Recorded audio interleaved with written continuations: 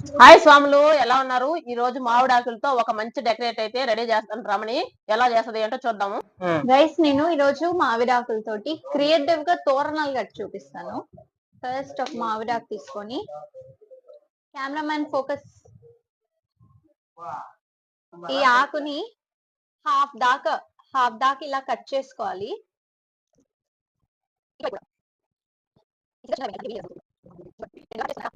ఇట్లా కట్ చేసుకున్న తర్వాత ఇలా ఇలా ఫోల్డ్ చేసుకొని ఇక్కడ కింద ఇక్కడ నుంచి ఇలాగా లాగాలన్నమాట. ఇలా కోన్ షేప్ వచ్చేదాకా లాగాలి. ఇటువైపు నుంచి కూడా అంతే.